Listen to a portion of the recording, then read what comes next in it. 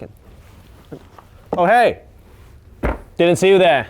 Cat girls. They're everywhere these days. Catherine and Gintama, Dejiko and Digisharat, Miliana from Fairy Tail, Blair and Soul Eater, and even Elon Musk. They're in anime, manga, light novels, visual novels, and even have their own convention. They're so well known that they've become near synonymous with anime culture itself. So, to celebrate the classic Cat Girls and the new movie of the musical I watched twice as a child, Cats, we thought it would be wonderful to talk about the classic anime trope of cat girls. Just what are they? Where did they come from? And how did they become such a well-known and popular trope? Let's get right into it. First, to define a cat girl, you only have to look as far as the name. In Japanese, they're called nekomimi, which literally means cat ears. They're usually human-appearing girls with cat ears. Sometimes they have a tail, sometimes sharp teeth, and they often have cat-like mannerisms and behaviors. Cat girls are a part of the kenomomimi trope. Kenomomimi means animal ears and includes bunny girls, dog girls, and pretty much any type of animal you can think of. There's a kenomomimi for, as you can see in the popular family-friendly anime Kemono Friends, now streaming on Crunchyroll, or the not-so-family-friendly Killing Bites. Honey Badger don't give a shit. Oh, and just to be clear, nekomimi and kenomomimi are not furries. Now, this isn't a slight to furries. Y'all do you. But furries have to be, well, you know, furry, and usually have more animalistic facial features, such as a snout and the whole looking like an animal walking bipedal thing.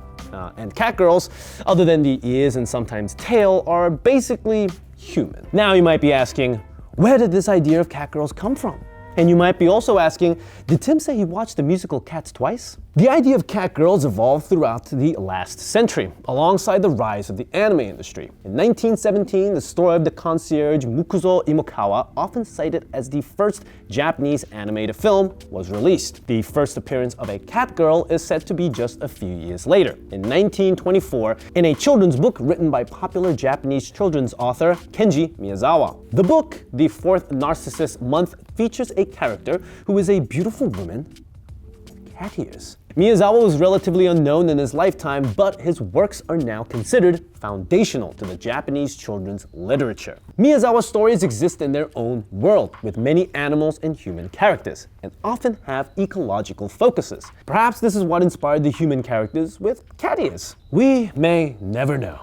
But his most famous story, Night on the Galactic Railroad, was made into an anime of the same name in 1985, and many of the characters are depicted as, you guessed it, cats. In 1949, Osama no Shippo was made. Now this is an anime retelling of the classic Emperor's New Clothes story. While this anime doesn't feature cats, it features anthropomorphic foxes. Now, this can be considered one of the earliest depictions of kenomomimi. How influential was Osama no Shippo on the cat girl genre?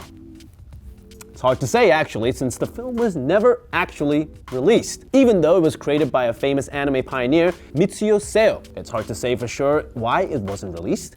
Some sources say that the studios feared the film would flop, but others say it included too much of Seo's radical leftist propaganda. Damn, Comrade Seo. In the popular 1960s manga and 1968 anime, Gege no Kitaro, the character Neko Musume was more of a cat monster than a cat girl. But she does act in a cat-like fashion and looks like a human girl. She doesn't have cat ears or a tail, but she originally had cat eyes and teeth. These days she looks just a little different, but not more cat girl like than before. The next big influence was a star of COTTONLAND, a shoujo manga created by Yumiko Oshima that ran from 1978 to 1987 and was adopted into an anime in 1984. Oshima is part of the famous Year 24 group, a group of women mangakas whose work were foundational to the shoujo genre, such as Motto Hagio and Ryoko Ikeda. Considering she's credited with creating the cat girl trope as we know it, Oshima definitely belongs in that prestigious lineup. Star of COTTONLAND tells the story of a kitten with the original name of Chibi Neko, who believes she is a human girl. Chibi Neko is depicted as a girl with cat ears and pointy teeth. And though she doesn't have a tail, she does engage in typical cat-like behavior, like drinking cream from a bowl or ruining perfectly good furniture. Does she also knock over shit while she stares at you dead in the eye or throw up on your bed? Unclear. But one thing's for sure, this was the beginning of the modern cat girl. In the 1980s, cat girls grew up and went from moe childlike characters to full-on vixens. 1984 saw the release of Bagi, the Monster of Mighty Nature, an original anime created by Tetsuka himself. The main character Bagi, a human mountain lion hybrid, definitely leans more on the furry side of the scale, but she is the first character to have both cat ears and a tail. So, points for that. Also, Tetsuka, confirmed furry? Between 1985 and 1988, 3 more catgirl characters appeared who fit closer into a modern catgirl mold. Toei, an anime about a pop group, features the character Nia, who is a catgirl sometimes. She also dresses like her owner, guardian, boyfriend, the lead singer, Toi Fuji. And the ecchi series Outlanders features aliens Kamu and Batia, who look like humans, but Kamu has horns and Batia has cat ears, and very little clothing between them. Dominion, a manga created by Masamune Shiro in 1986, features 2 catgirl androids named Annapuma and Unipuma. Dominion Tank Police, the anime based on the series created in 1988, might be one of the first anime featuring catgirls to be released in the US, as it was licensed by Central Park Media all the way back in 1993. It was the 90s that brought the boom, both in anime as an industry and catgirls in specific. Some of the most iconic catgirl characters come from this decade,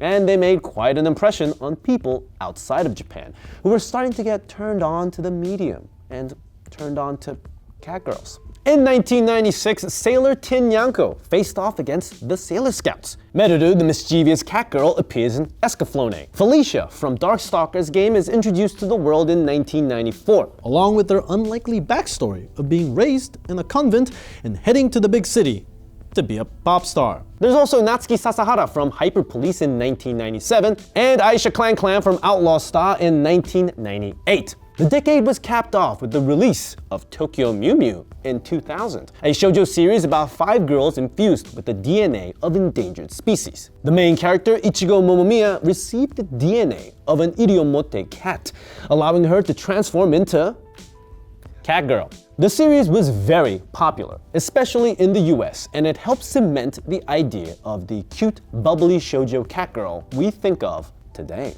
Okay, so now we know a good chunk of history about catgirls. But the question still remains, why? Why has the trope endured and become such a staple of anime as we know it today? As anyone who has a cat can tell you, there's something, well, a little unworldly about them. They just look right at you like they know everything you've done wrong and are very disappointed. They're also quiet, stealthy, and their meows can sometimes sound uncannily like human speech. Like that one cat that says no a lot. And sometimes they just be staring at nothing. And then maybe they'll attack a cardboard box or bite your hand. It's no wonder that there have been many stories about demon cats in Japan for centuries.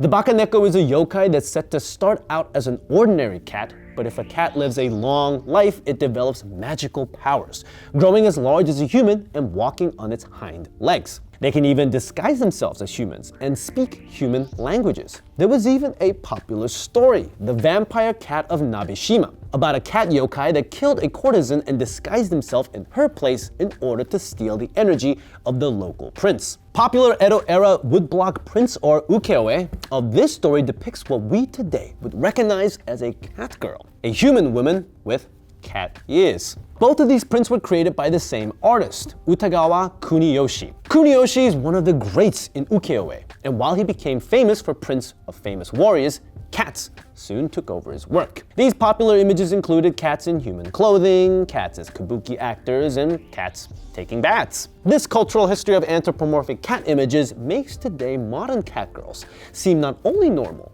but a natural evolution of these historical cats. In the US, Americans have their own feline culture touchstones, and they come from the most iconic art form in mythology, comic books. In 1940, Bill Finger and Bob Kane wanted to give some sex appeal to the new superhero comics they're about to debut. In the very first issue of Batman, readers were introduced to his nemesis/love interest, the Cat. In the third issue, we first see her iconic costume, a furry, realistic cat mask.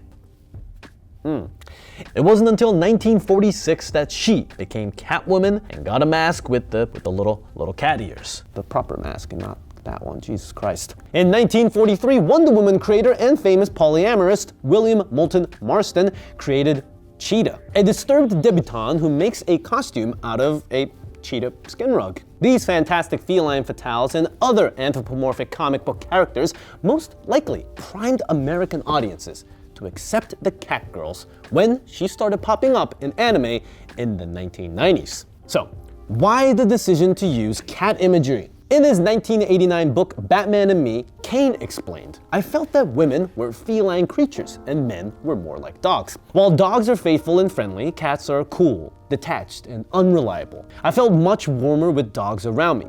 Cats are as hard to understand as women are."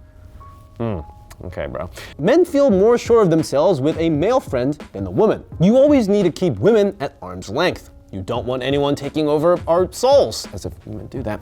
And women have a habit of doing that. Oh, he doubles down. So there's a love-resentment thing with women. I guess women will feel that I'm being chauvinistic to speak this way. Yeah. But I do feel that I've had better relationship with male friends than women. With women, once the romance is over, somehow they never remain my friends.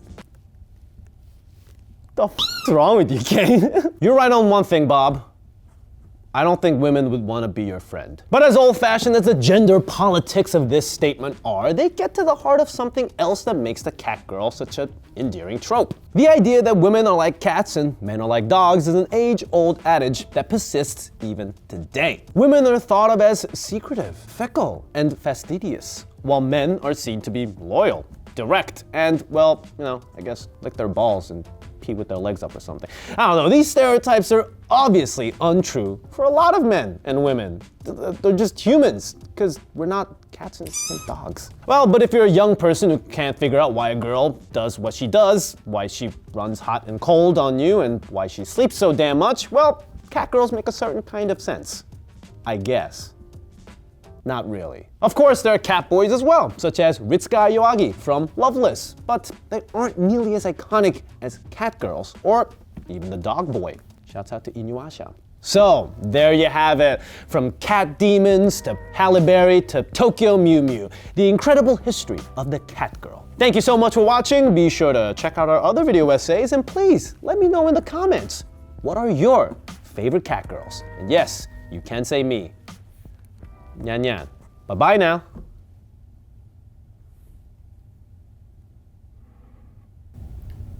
Don't you do that. Tim?